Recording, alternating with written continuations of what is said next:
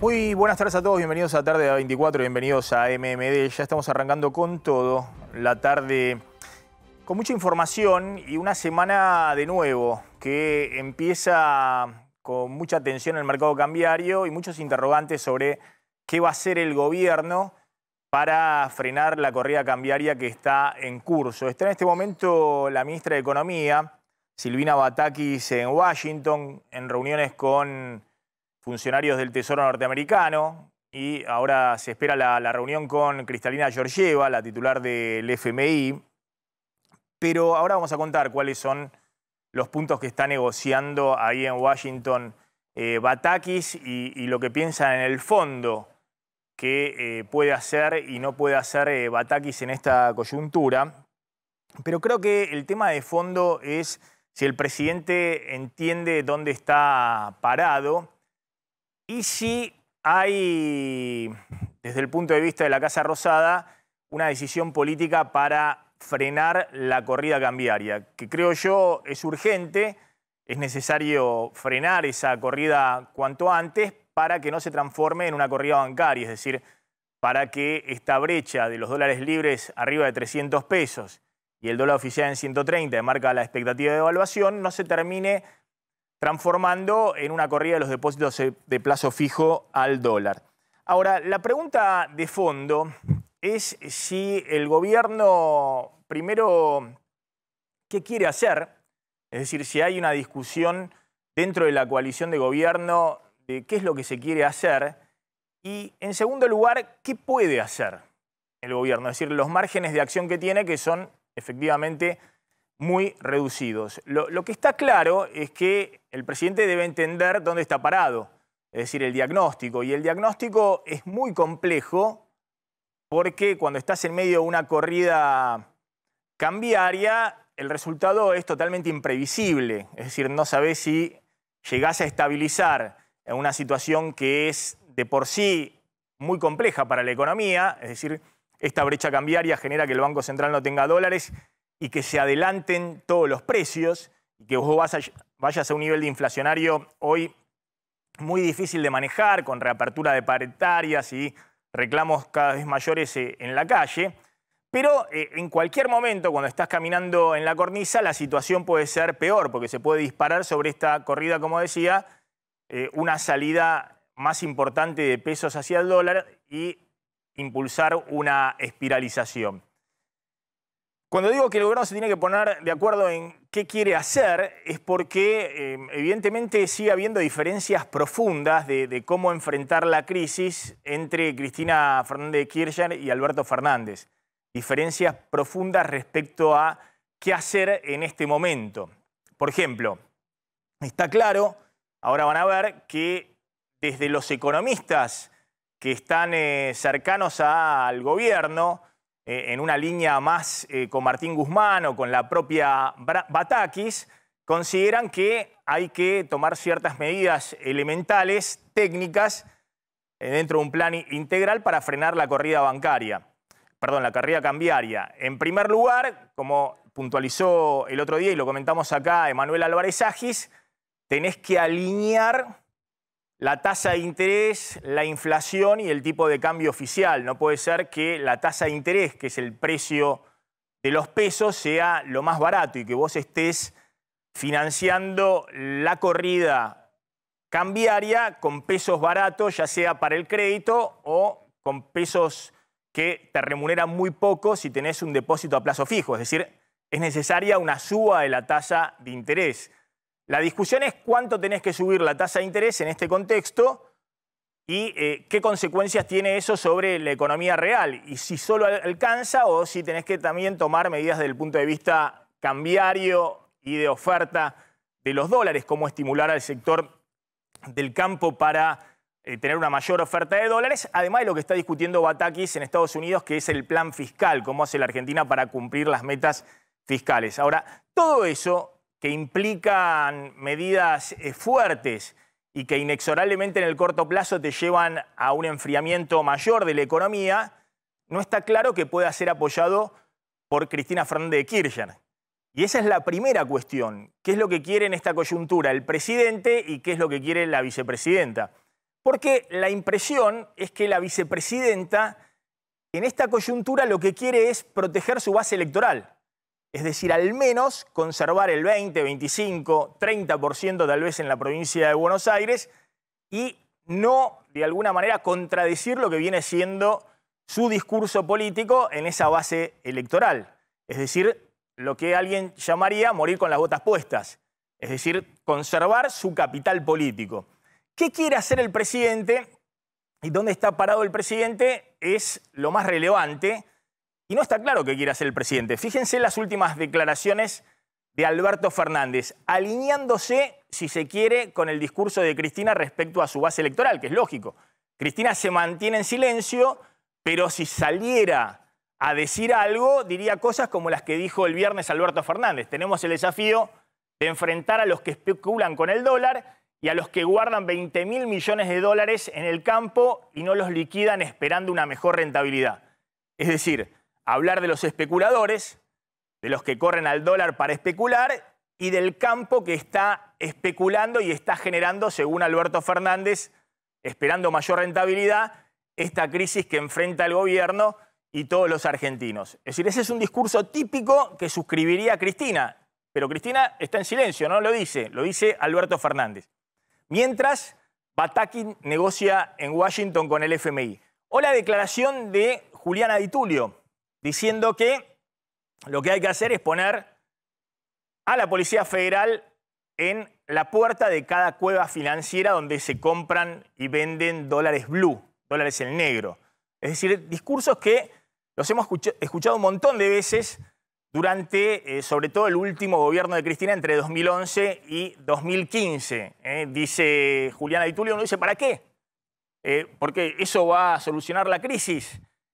Bueno, eso por ahí genera menos oferta de dólares en el mercado blue, en el mercado ilegal, como quieran llamarlo, y una cotización más alta. ¿O cuál sería el sentido? Bueno, Juliana Di Tulio explica, nada, es para, a ver si tenemos la placa siguiente, es para, todos saben dónde queda las cuevas financieras, hace falta, aunque no tenga un efecto, aunque no se venda un solo dólar, ellos ponen en la pizarra un valor y ya está. La gente tiene que entender que la angustian con una mentira, el dólar blue, tiene efecto en la psiquis colectiva, no tiene efecto en la economía real. Es decir, discurso típico alineado con lo que siempre ha dicho Cristina, pero justo ahora no dice nada Cristina. Es decir, o habla el presidente en esa dirección o sale a decir algo la senadora Juliana Di Tulio, que interpreta permanentemente lo que es el discurso de Cristina. Entonces, ¿qué quiere hacer el gobierno frente a esta coyuntura? No está claro. ¿Quiere parar la corrida cambiaria? ¿Cómo quiere hacerlo? No está claro. Ha salido Martín Redrado, el expresidente del Banco Central, y uno de los que se mencionó en algún momento como, entre comillas, salvador o eventual ministro de Economía o presidente del Banco Central en el caso de que la crisis se agudizara. Y en un tuit, Redrado puso el ABC de lo que hay que hacer en una corrida cambiaria. En ese tuit, Martín Redrado dice, hay que enfrentar la corrida sobre reaccionando, hay que tomar medidas que sean muy claras para toda la sociedad y hay que ejecutar rápido. Eso es lo que dice Redrado respecto a cómo enfrentar una corrida cambiaria. Ahora, esto que es el ABC y que coinciden todos los economistas, para que esto no escale y se transforme en algo peor, claramente no está definido dentro del gobierno, por eso no hay hoy medidas, sino que tenemos a Batakis discutiendo el plan fiscal de este año con el FMI. Sobre reaccionar para que las medidas superen las expectativas, utilizar instrumentos de fácil comprensión para la ciudadanía y ejecutar rápido. Ese set de medidas que cualquiera aplicaría y que en su momento se aplicaron, por ejemplo, en enero del 2014, por ejemplo, en la salida de crisis de mediados del 2002, con Labaña como ministro de Economía y Mario Blecher en el Banco Central, hoy son medidas que están ausentes en el menú de la política económica, básicamente porque no hay una definición política de hacia dónde se quiere ir.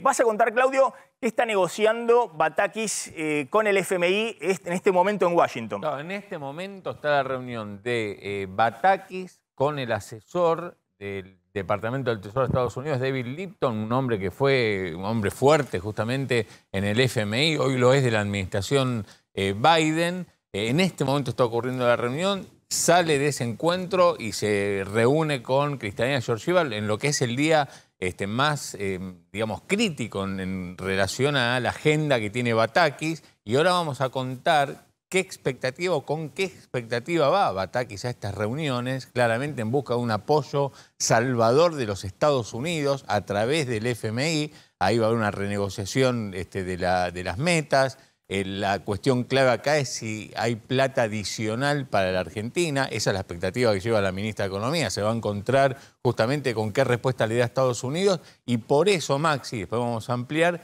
por ahora quedaron en suspenso medidas que eventualmente se estaban esperando para el fin de semana. ¿Qué hacer con la soja de los productores? Bueno, qué hacer con las retenciones y desdoblar el tipo de cambio. Está un menú amplio sobre ¿Qué hacer con la tasa de interés? Bueno, a la espera del resultado de estas reuniones que están ocurriendo. A ver, a mí me dicen que el director del hemisferio occidental del FMI, Ilan Goldfan, que es un economista brasileño-israelí, que es un hombre muy ortodoxo, viene de la escuela de Chicago, fue presidente del Banco Central brasileño y que fue el que le dio el sello final al acuerdo que firmó Martín Guzmán, está con una visión en la cual, obviamente, la idea es no cambiar las metas anuales, porque sería desanclar todavía más las expectativas. Si el FMI sale a decir, bueno, pueden emitir más, puede haber más déficit fiscal en esta coyuntura, contribuye a la crisis, no la para la crisis. Entonces, lo que está buscando Batakis es que se flexibilice la meta del tercer trimestre y se dé aire hasta diciembre. Y el FMI a todo le va a decir que sí, entre otras cosas porque el FMI lo que le va a plantear a Batakis es, bueno, ustedes pueden hacer un ajuste del gasto en términos reales porque tienen inflación del 80%, no pueden tener el gasto público creciendo al 72,5%. Es decir, que es un aumento del gasto público muy importante, pero por detrás de la inflación, con lo cual habría un ajuste en términos reales de 7, 8 puntos, que es lo que quiere el FMI para la segunda parte del año. Ahora, más allá de esa discusión, como decía Claudio, la gran pregunta es si hay algo nuevo, si hay, por ejemplo, fondos frescos o dólares, porque el tema del ajuste fiscal, está claro que el FMI no va a detonar la crisis en la Argentina. La crisis ya está detonada y el FMI no va a terminar empujando al gobierno al abismo. La pregunta es cómo hace en este contexto el gobierno para parar la corrida, teniendo en cuenta que el FMI mucho no pesa en esto. Es decir, porque estamos en medio de una corrida con acuerdo con el fondo. Y supuestamente una corrida en una trayectoria en la cual Guzmán venía diciendo que se cumplían las metas con el fondo.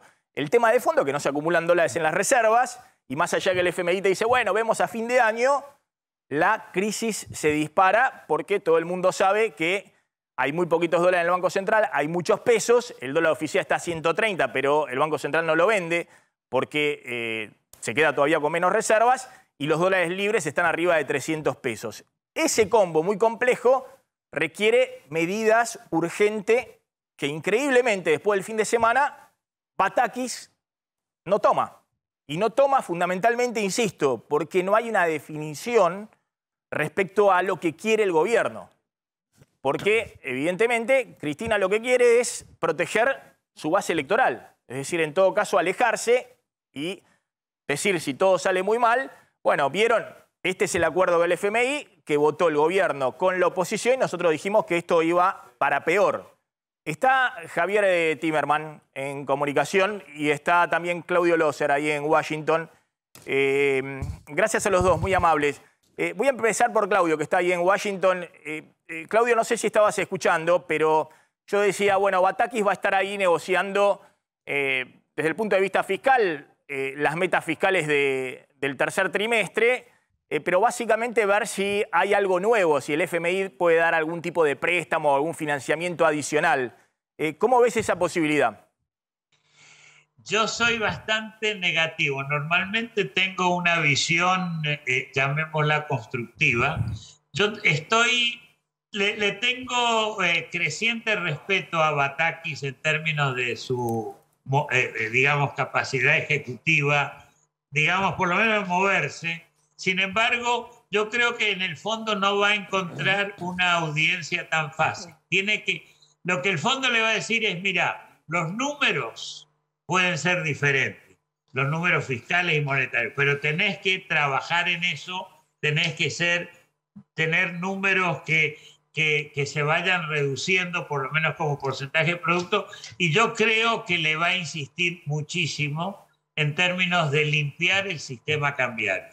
No decir vamos a unificar el tipo de cambio, nada parecido a eso, aunque a mí me gustaría, pero ciertamente tener por lo menos 2 o 3 tipos de cambio y no esta locura que existe ahora. Eso es como yo lo veo, porque los socios del fondo están, aunque no quieren quedar con Argentina en atraso, los socios del fondo creo que están desesperanzados, llamémoslo así.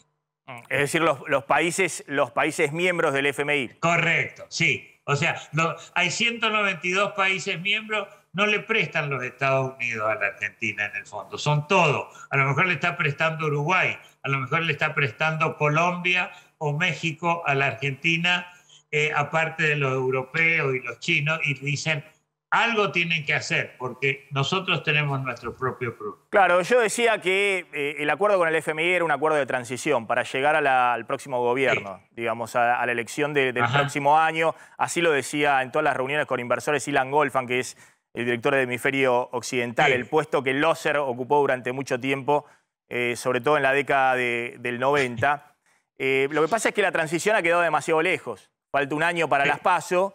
Y está claro que esta dinámica no se llega hasta agosto sin alguna resolución.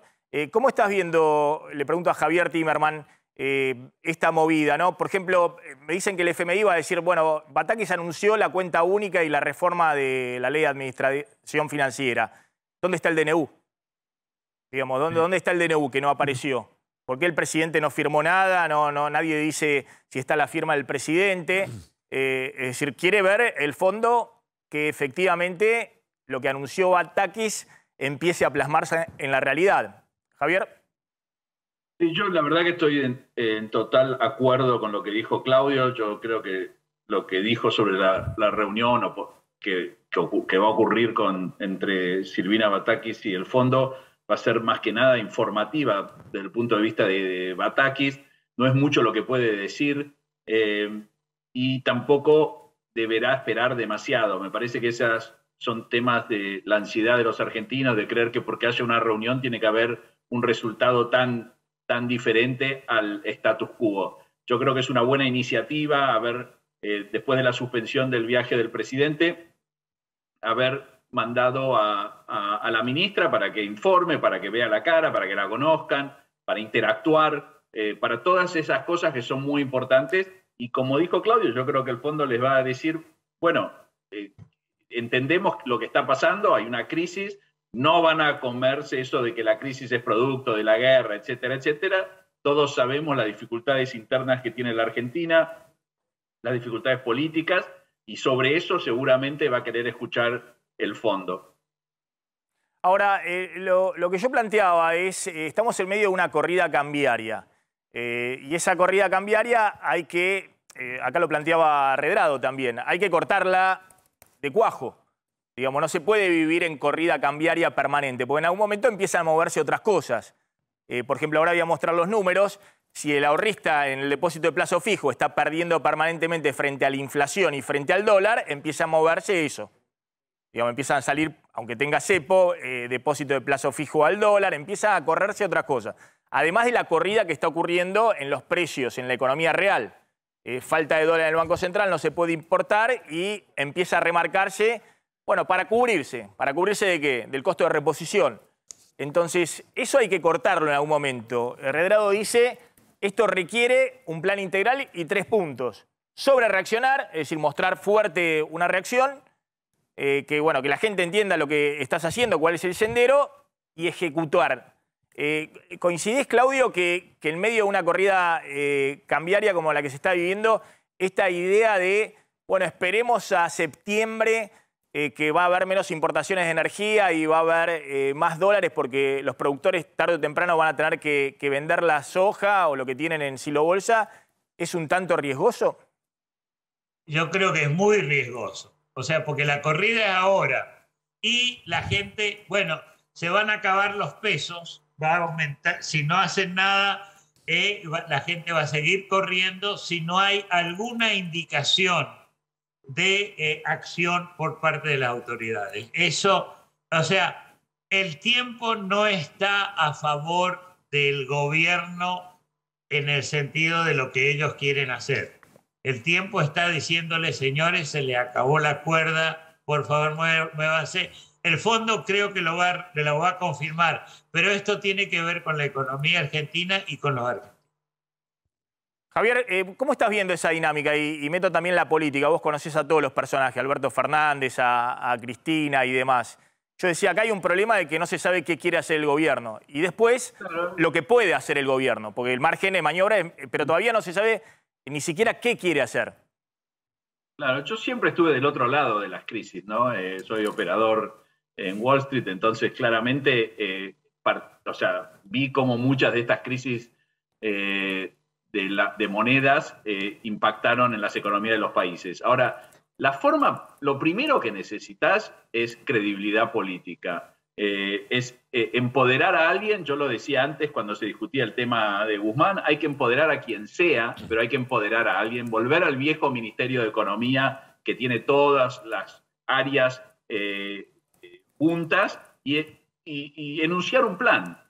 Porque si no, esto de que no, porque son los especuladores, porque es el campo, son excusas. O sea, la economía se mueve en base, sí, a especulación, porque todos especulamos con todo. Esa es parte de la mentalidad de la gente. Entonces, lo que hay que plantear ahora es, a mi juicio, es un plan que tenga mucho apoyo político, porque lo que muchos te dicen acá en Nueva York, inversores, es, pero lo que me digan la semana que viene se va a cumplir, porque políticamente, ¿qué tipo de apoyo hay acá? Y la gente no sabe, entonces hay que ser muy claros respecto a las 2 o 3 medidas que se van a tomar para incrementar la oferta de dólares, si es un acuerdo con el campo, ¿no? Y ser claros en el tipo de apoyo político que esas medidas tienen.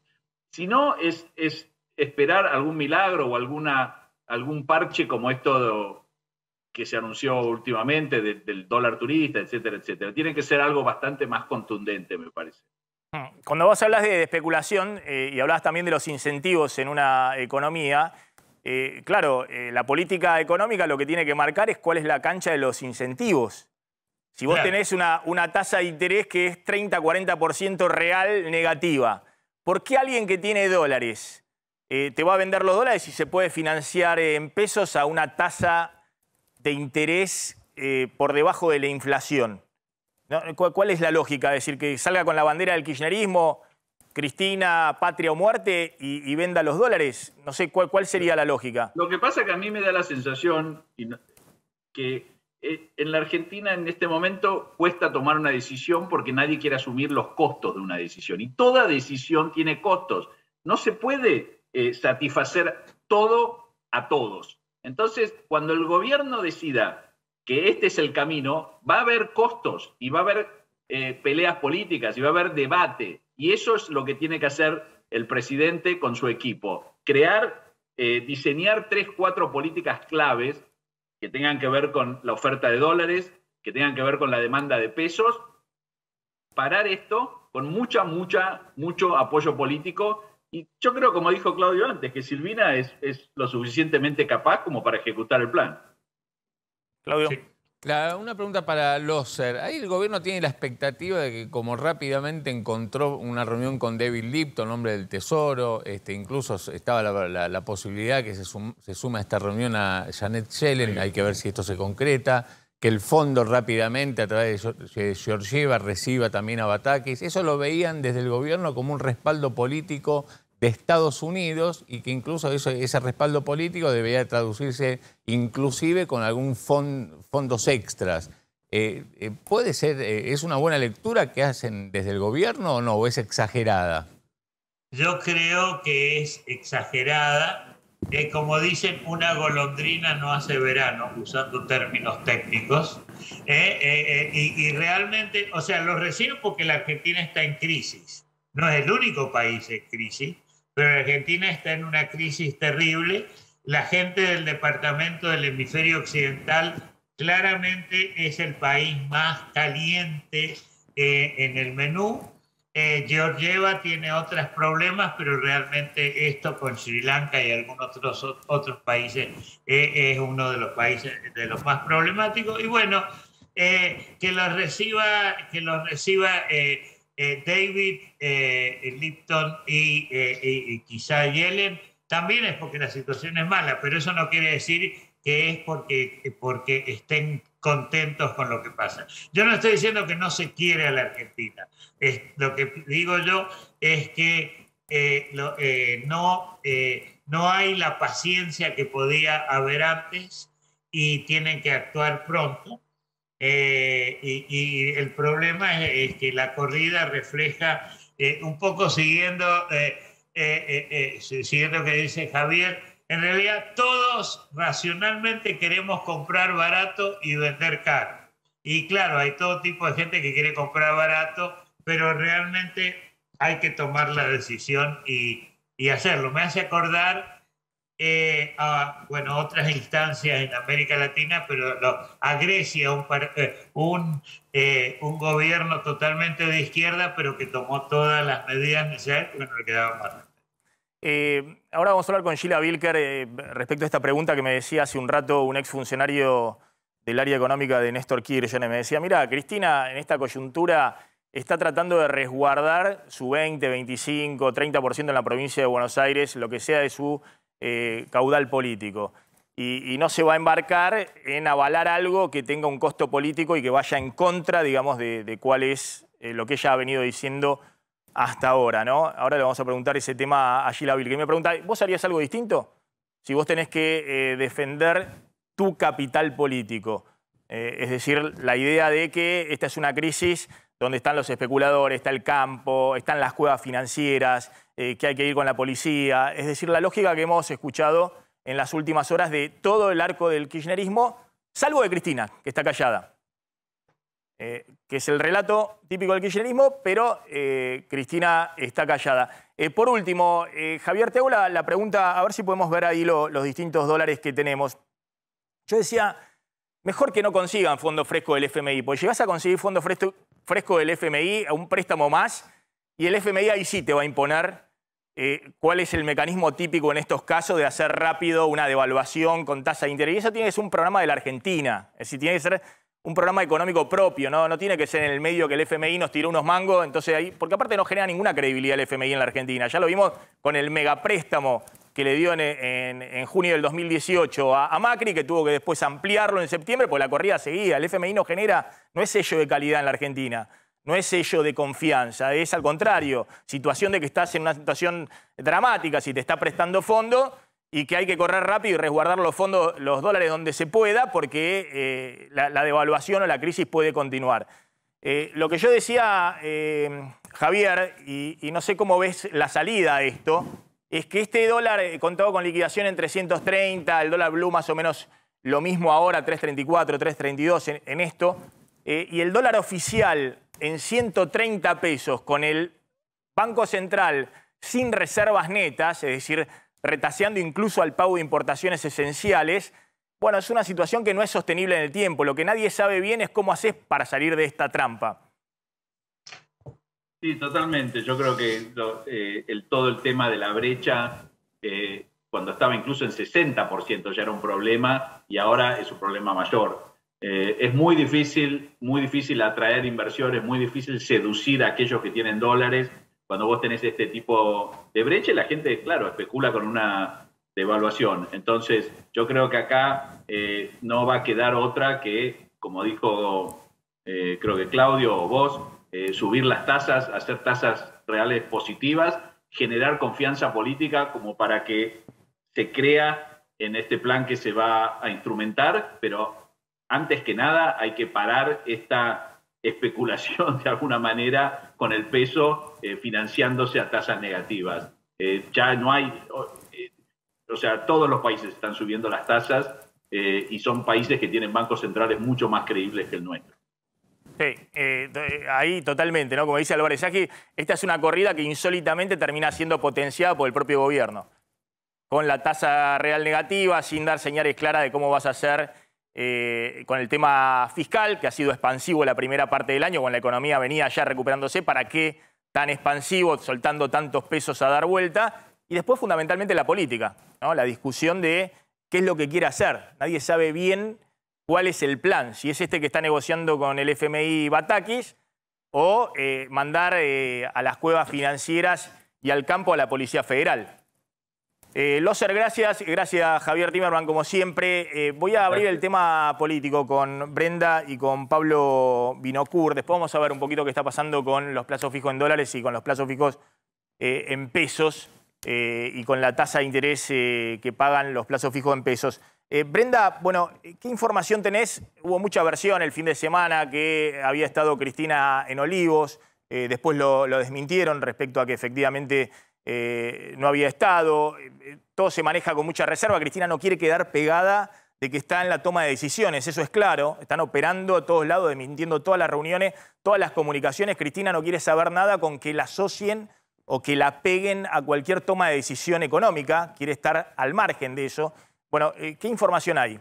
Bueno, sí, primero surge que sí, que se habían reunido, después empiezan las desmentidas también con respecto a si estuvo o no estuvo Sergio Massa analizando la situación de los mercados y la posibilidad de tomar medidas. Lo cierto es que queda en una especie de vacío que está relacionado justamente con esta historia de Cristina alejándose por completo de la crisis. Es muy impresionante. Aparte, uno comenta este tipo de cosas y salen a operar fuerte en los medios, a decir, no hay ninguna reunión, Cristina no tiene nada que ver con Alberto Fernández. Es muy impresionante cómo desde el entorno del kirchnerismo operan fuertemente para tratar de dejarla a Cristina totalmente despegada de cualquier decisión que se tome por estas horas en materia económica. Sí, sobre todo cuando se trata de la materia, digamos, de lo económico, ¿no? Porque por otras cuestiones, por ahí no tendrían problema en que trascienda, pero por ejemplo, hace 2 semanas, cuando había salido publicado en Infobae que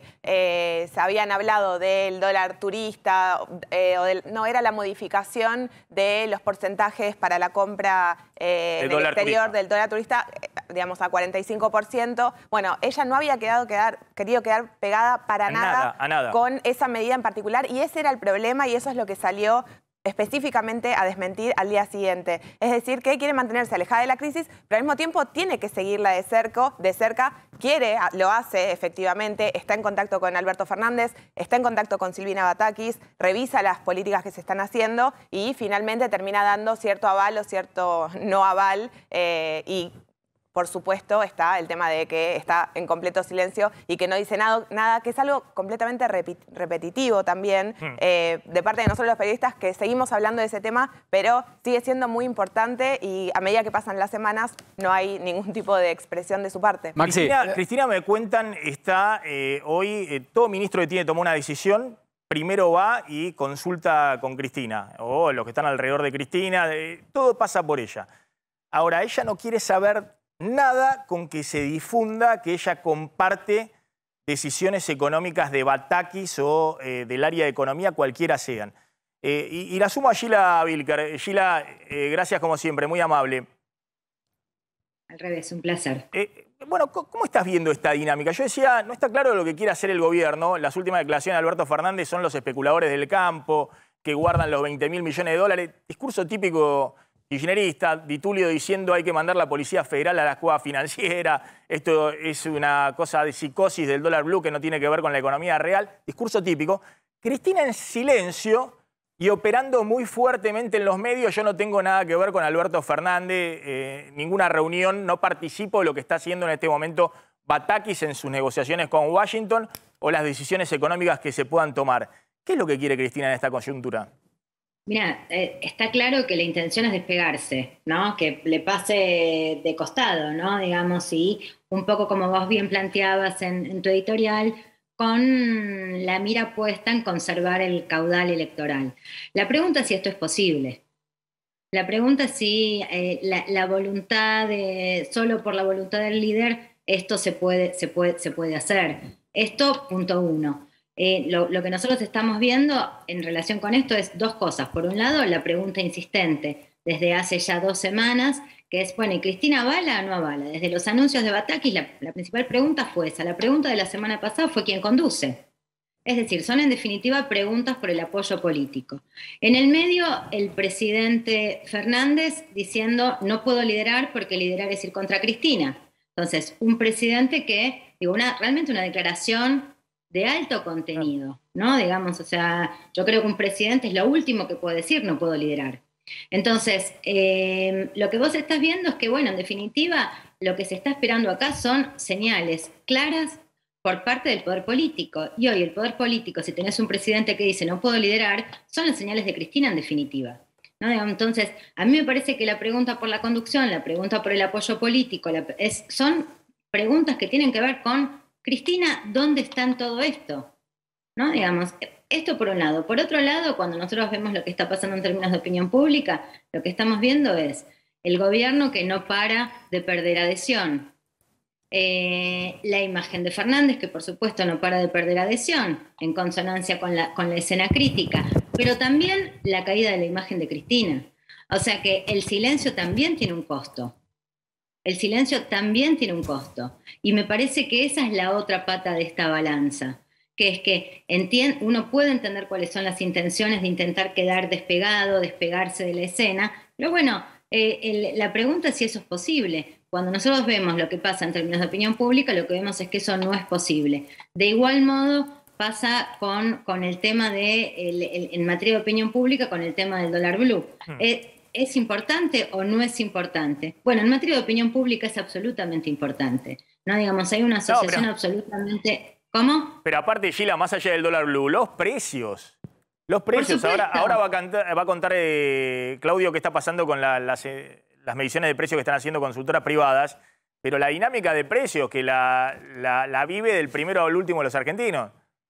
Bueno, a eso iba, digamos. O sea, lo que sabemos es que en la cabeza del argentino medio, la asociación entre suba del dólar e inflación y, te diría, una tercera pata, que es pobreza, ese triplete es una asociación automática. Hay suba del dólar, luego hay inflación, y si hay inflación hay más pobreza. Bueno, esa dinámica, esa lectura está muy presente. Por supuesto puede haber distintas lecturas, unas lecturas que, digo, por ahí de los segmentos más duros, que lo que ven aquí es especulación de los poderosos, intentos de golpes, pero esa posición es una posición absolutamente minoritaria en la sociedad argentina. Bueno, pero justamente es minoritaria en la sociedad argentina porque justamente, como vos decías, el kirchnerismo se ha achecado electoralmente, pero sigue siendo el discurso y lo que piensa la base electoral dura de Cristina, el kirchnerismo. Y la pregunta es si Cristina, ¿por qué Cristina de alguna manera bajaría esas banderas en esta coyuntura? ¿Para qué? ¿Para aplicar un plan de ajuste clásico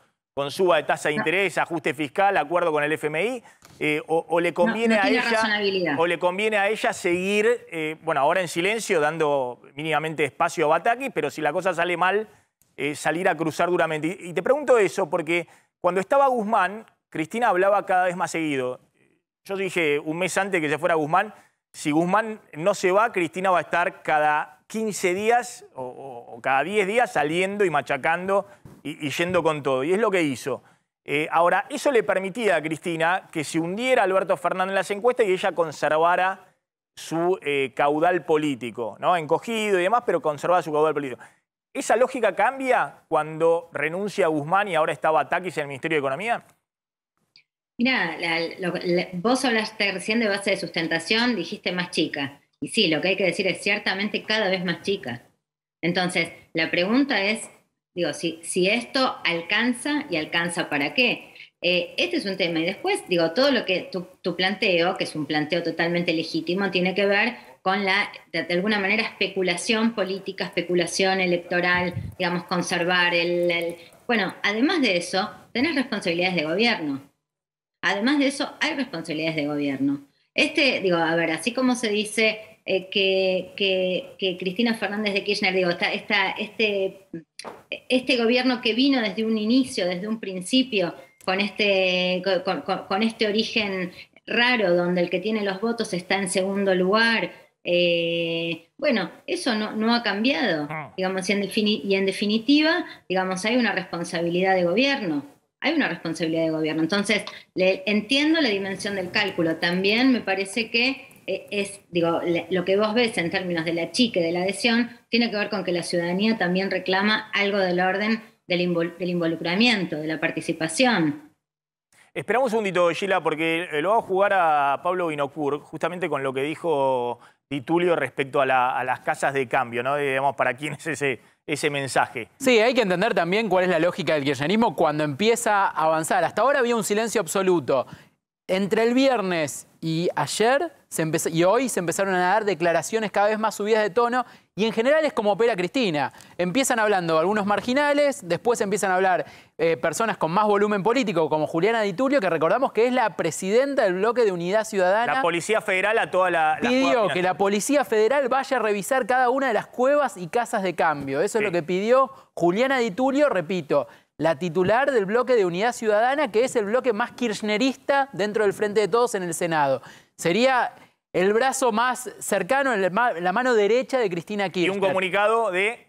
También un comunicado del Frente de Todos. Hubo dos comunicados. Por un lado, los partidos políticos que integran el Frente de Todos, denunciando maniobras de desestabilización. Y por otro lado, del bloque del Frente de Todos, de la Cámara de Diputados, también en la misma línea y pidiéndole a la oposición que baje un tono. Acá tenés lo que es la declaración de los partidos políticos que integran el Frente de Todos. Declaración de los partidos políticos integrantes del Frente de Todos ante la crisis de mercado y manifestaciones golpistas de oscuros personajes. Esto está firmado por el Partido Justicialista y por todos los partidos que integran el Frente de Todos. Y además, el viernes, Juliana Di Tulio también, que hablábamos antes, que pidió ahora que la Policía Federal vaya a reventar las cuevas, también pidió una ley de aplicación de la ley de abastecimiento, ley de emergencia alimentaria, que también es una manera de intervenir sobre lo que es la producción agrícola, y la ley de alimentación, digamos, para que, digamos, es la primera propuesta concreta que surge del kirchnerismo desde que asumió Batakis. ¿Brenda? Sí, no, otro detalle, Oscar Parrilli la semana pasada, la semana que acaba de pasar, también habló de un golpe de mercado, de maniobras desestabilizadoras, con lo cual ahí sí ya tenés del entorno más cercano de Cristina planteando que hay sectores que quieren atacar. Hablan de sectores en particular, ¿no? 4 sectores, el sector agropecuario, el complejo agroexportador, sistema financiero, los bancos. Hablan de algunos bancos en particular. Ahora, Gila, por eso te pregunto, insisto con este punto, ¿qué es lo que hace ante esto Alberto Fernández? ¿No? Porque hasta ahora lo tenía Guzmán pidiendo medidas que finalmente no fueron. Ahora tiene a Bataki negociando el ajuste fiscal que anunció Bataki, pero que no se está instrumentando, no se firmó ni siquiera el DNU. Pero al mismo tiempo, como que le están sugiriendo, bueno, agarrar las banderas y empezar a hacerla flamear. Nos tienen acorralado, el golpe de mercado, los golpistas, la oposición. Todo esto es producto de... Lo vimos durante ¿cuántos años? En el segundo gobierno de Cristina, en una situación incomparable. Cristina podía decir lo que quisiera, tenía 20.000 millones, 30.000 millones de dólares en el Banco Central reales cuando empezó su segundo mandato. Terminó con nada, pero tenía un margen de maniobra que no es hoy el que tiene Alberto Fernández. Y ese discurso lo vimos permanentemente. Mira, yo tengo la impresión de que hoy no importa qué diga Alberto Fernández. O sea, acá importa lo que dice Cristina. De hecho, vos fíjate que el presidente hace 2 semanas nombra nueva ministra. La nueva ministra sale a hablar y la pregunta vuelve a ser, estamos girando en redondo, la pregunta vuelve a ser, Cristina, ¿qué piensa? Cristina, ¿qué opina? Entonces, acá, digo, hasta que no esté la señal de Cristina de veto o aval concreto, no va a haber medida, ni plan, ni anuncio que se sostenga, digamos. Por ahora, digamos, es cierto, son algunos personajes que salen a decir, es cierto que, digo, conocemos esta dinámica de que hablan algunos, después, y después finalmente irrumpe Cristina. La verdad que me da la impresión de que la pregunta en definitiva es, o la señal política en definitiva es, ¿qué va a hacer Cristina? O sea, es en primera persona, es el liderazgo de la propia Cristina involucrándose para un lado o para el otro. En realidad, acá la inacción, la incertidumbre, la falta de rapidez en la toma de decisiones, como decía Redrado, digamos, todo todo esto que está pasando tiene que ver con esta pregunta que no podemos resolver hace 2 o 3 semanas, desde que empezó esta corrida. Y uno tiene, Hace 2 años, ¿no? Y uno tiene la impresión de que si el discurso era para este lado, pero si hubieran guardado 10.000 millones de dólares en el Banco Central del superávit de 30.000 millones que tuvieron los 2 primeros años de gestión, y se paraban sobre los 10.000 millones de dólares de reservas netas, que hoy no los tiene el Central. Entonces, como que se acordaron tarde, digamos, porque estuvo 2 años Alberto Fernández viendo a ver cómo negociaba con el FMI, cambiaba las expectativas, iba a otro programa distinto. Como que se quedaron en el medio del río están, ¿no? No saben para dónde. Uno tira el salvavidas para un lado, Batakis en Washington, y Cristina que está buscando la otra costa, digamos. Entonces es difícil. O sea, la síntesis no funcionó. La promesa de síntesis que tenía este gobierno, el gobierno de Alberto y Cristina, no funcionó. No funcionó. No funcionó. En el medio tenés un presidente que se fue desgastando a un nivel ya muy delicado. No para poner en jaque todavía la institucionalidad, pero sí con grandes dificultades para acompañar cualquier iniciativa, sin el apoyo explícito de Cristina. Y acá, insisto, explícito de Cristina, la señal explícita, digamos. La semana pasada se habló de tregua sistemáticamente. ¿Qué era tregua? ¿Qué es tregua? O sea, vos precisás acá una foto, una señal. Vos recién hablabas también con Javier Timerman, decía señal política. Claramente, pero señal política es señal de Cristina. O vamos para acá o vamos para allá. Esta indeterminación, esta incertidumbre, esta indeterminación lo único que hace es intensificar la incertidumbre. Gila, gracias, muy amable como siempre. Ahí estaba Gila Vilker. Circuló un video de un productor agropecuario, no lo vi el video, a ver, dicen que explica el tema de por qué se guarda la soja en silo bolsa en este momento. A ver. Señor Alberto Fernández, soy Walter Malfato, productor agropecuario de Bragado, provincia de Buenos Aires. Quería decirle que cualquier productor, como moneda de cambio, guarda en su silo bolsa el producto que recolectó de la cosecha para no estar desactualizarse y que el dólar lo lleve por delante. Es la moneda que usamos para poder alquilar los campos nuevamente, para poder comprar los insumos, para poder vivir. Por eso los que no tenemos planta de silos tenemos que hacer un silo bolsa. Pero esto no pasa de ahora, esto viene pasando con su gobierno y el atropello al campo. No tiene que pasar estas cosas, el campo si le sacan el pie de encima, levantamos el país adelante. Un abrazo para todos. Bueno, está conectado Walter Malfato. ¿Qué tal, Walter? ¿Cómo anda? Maxi, ¿cómo te va? Buenas tardes, ¿cómo andan ustedes? Bien, ahora, ahí no lo había visto el video, pero explica algo que veníamos diciendo que es lo que haría cualquiera en una situación donde se disparan los dólares libres a 300 pesos y el dólar oficial está en 130 y el campo cobra eso en pesos menos las retenciones. Si el productor agropecuario le vende a un corredor o a la cerealera en pesos. Nunca ve ahí un dólar. Vende en pesos a 130 pesos por dólar, menos la retención del 35% en el caso del poroto de soja. Claro, ¿por qué alguien vendería eso? Que vende en pesos para quedarse con los pesos y qué hacer con los pesos. Es un poco la lógica que usted explicaba ahí en el video. Esto fue en respuesta a la declaración de Alberto Fernández el viernes de los 20.000 millones de dólares guardados en los campos. Tal cual, es así, Maxi. Y vos no venderías el cereal para quedarte con los pesos y todos los días te están aumentando los insumos o cubiertas o lo que precisas para el campo, el gasoil. Nadie se va a quedar con pesos. Nadie se quiere quedar con pesos. Hasta el obrero cuando tiene un pesito va y compra un dólar, porque es la moneda más segura. O compra algún bien, compra algún producto rápidamente a principio de mes porque sabe que a fin de mes o dentro de 2 meses va a estar mucho más caro. Es así, Maxi, tal cual. Primero compra la comida y si le sobra un pesito, o se va comprando el terreno, se va comprando un autito, lo que sea, pero nadie se va a quedar con los pesos porque es terrible lo que pasa. En un rato te cambian 3 o 4 veces el precio. Acá en Bragado pasa eso. Y fíjate, yo siempre doy el ejemplo qué bueno sería tener retención de cero, ¿no es cierto? Fíjate que el Estado se lleva todos los años en Bragado, se lleva alrededor de 100.000 hectáreas de soja. 33.000 se las llevan limpias de polvo y paja, como dicen en el campo, y vuelve tan poco para Bragado. Yo digo, una explicación sencilla, ¿no? Es concreto esto. ¿Y en qué sirvió de que se fueran tantas retenciones? Hoy tenemos el cepo cambiario, que es mucho peor que las retenciones, ¿no?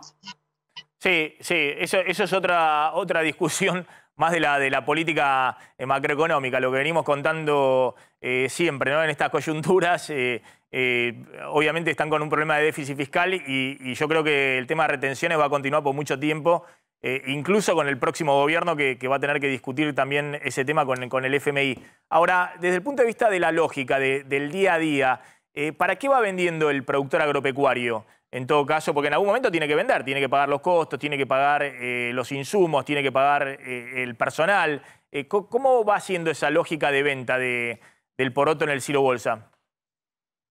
Maxi, esto es clarito. Cuando el productor precisa, va vendiendo para renovar el alquiler o comprar los insumos, como decías vos, es cuestión de lógica. No es que lo hace este año el productor, siempre lo hace así. Los que no tenemos planta de silo, tenemos que usar un silo bolsa que nos solucionó la vida en un año de inundación, de no poder andar por los caminos rurales y eso. Entonces el silo bolsa vino a traernos una solución que por ahí no le gusta mucho al gobierno, ¿no? Pero gracias a Dios que está el silo bolsa y vos en la época de cosecha no dan abasto los camiones tampoco, porque tenemos, los camiones son muy viejos y no dan abasto, las plantas de silo tampoco, y solucionar el tema de poder cosechar todo el día. Eso es importantísimo.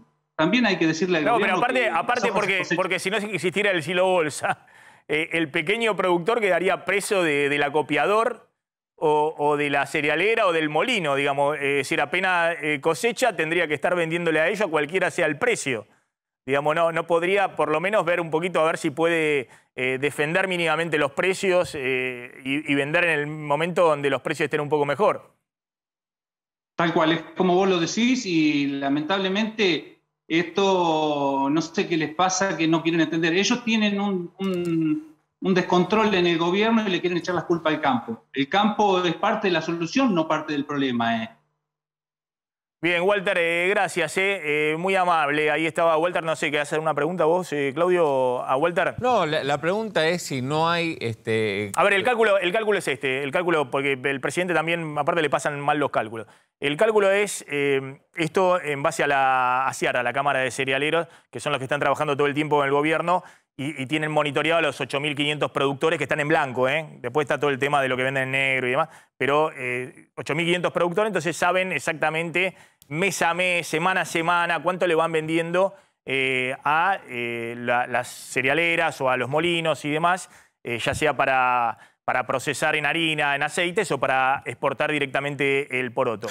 El cálculo que tiene es que hay todavía 15.000 millones de dólares en los silos bolsas, de los cuales alrededor de 6.000 millones, 9 millones de toneladas a la cosa, están por encima de lo que es habitual en esta época, digamos. Es decir, no son los 20.000 que dice el presidente, no son los 15.000, son 6.000.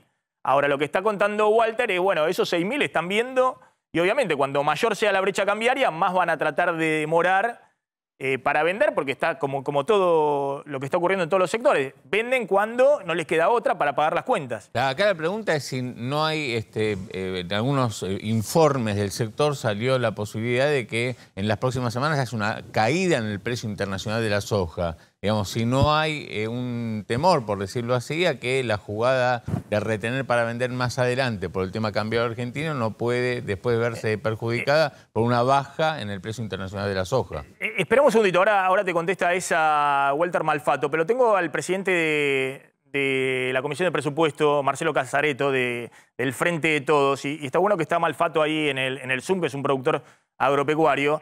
Porque Casareto, ustedes salieron, ¿qué tal? Gracias por atendernos, como siempre. Ustedes salieron con un comunicado diciendo que hay movidas golpistas, ¿de quién? ¿De Walter, por ejemplo, el productor agropecuario? Está diciendo, no, yo en el silo bolsa estoy guardando los porotos para pagar el alquiler más adelante, para pagar los insumos. ¿Quiénes son los golpistas que están denunciando ustedes, Casareto? ¿Qué tal? ¿Cómo les va? Estoy acá en Paraná, Entre Ríos. Nosotros vemos que desde los partidos político de oposición, hay una serie de situaciones que son las que se plantean en ese comunicado. Lo que yo digo es, nuestra gestión tiene luces y sombras, la Argentina está creciendo, la Argentina está generando empleos, pero la Argentina también tiene un montón de tareas pendientes, una de las cuales tiene que ver con la cantidad de dólares disponibles en el Banco Central, la cantidad de dólares disponibles en materia de reservas, y los datos que vos recién dabas, Maxi, son los correctos. Hay mucha cosecha sin vender, hay parte que es lo normal y habitual, porque el productor retiene para tener la posibilidad de comprar los insumos para la campaña siguiente. Hay un poco en menos de lo que es lo normal y habitual, y yo lo que digo es, nosotros tenemos que generar incentivos para que ese productor liquide en este momento que la Argentina lo necesita. Vos podés poner incentivos o podés poner mano dura. Yo lo que creo es que hay que poner incentivos. Bueno, pero ahora, Casareto, es importante lo que está contando. Está escuchando ahí Walter, que lo está viendo en la pantalla. Una cosa, es decir, están especulando con el hambre de los argentinos, guardan ahí en el silo bolsa. Y Walter sale a explicarle que él va vendiendo como hace el que tiene la concesionaria de auto y no está vendiendo los autos viendo a ver qué precio pone, o el que tiene los electrodomésticos, o el que tiene los materiales de la construcción, y puedo seguir así hasta el infinito de todos los sectores de la economía. Entonces, hay un problema, evidentemente, como usted dice, de incentivo, a no ser que piensa que le tiene que mandar la Policía Federal a Walter Malfato al campo. No, de ninguna manera. Soy diputado nacional de Entre Ríos, tengo 55 años, estoy en política hace 35 años. Nosotros entendemos que la construcción de la política económica tiene que ver con el campo, tiene que ver con la industria, con el comercio, con los servicios. Si uno mira, la Argentina está creciendo 10% el año pasado, 6% este año.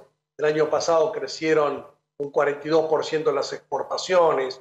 Este año están creciendo a un 25%, lo que son los datos del primer semestre. Y cada uno de los agentes económicos toma decisiones a partir de las señales que recibe de parte del gobierno.